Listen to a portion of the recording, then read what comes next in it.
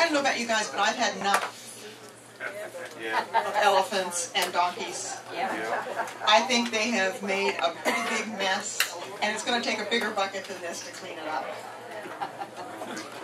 I am so glad to see these Tea Party groups, these Campaign for Liberty groups, the Students for Liberty, and all the other groups that have formed recently that are about restoring our country to what our founders envisioned, a country of limited government that was put into place by people to protect their rights, not to trample their rights. It's totally been turned on its head in the last 50 or more years, and I'm so glad to see people standing up and wanting to turn that around.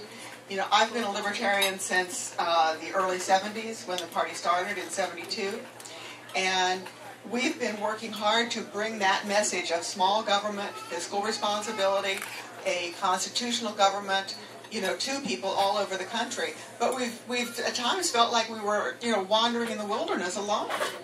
And like I say, it is wonderful to see groups, you know, studying the Constitution, looking into this, and coming to the realization that these guys, while they may talk a good game,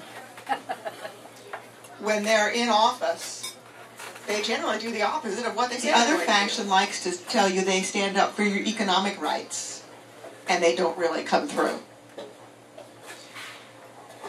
They don't mind it so much. A Democrat doesn't mind it if you vote for a Republican, and a Republican doesn't mind it so much if you vote for a Democrat, because you're still part of that one big party and you're still part of the game. But if you vote for a libertarian, they get extremely angry. And the state has an obligation to stand between you and the federal government and not allow the federal government to trample on your rights, such as insisting that you buy health care that they've designed, whether you want it or not, whether you can afford it or not. You know, that is just totally outside anything in the Constitution and should not be allowed to stand. We are human beings, and human beings cannot live without freedom. We have free will. It is our job as human beings to figure out what's right and wrong. Animals don't have to do that. But you can't do that if you're dictated to everything that you have to do in life, and the choices are already made for you. So yes, our rights come from our creator in the country. We're a mile from our nearest neighbors any direction. And, you know, we've been broken into 6 times, okay? No compromise on the Second Amendment from this household.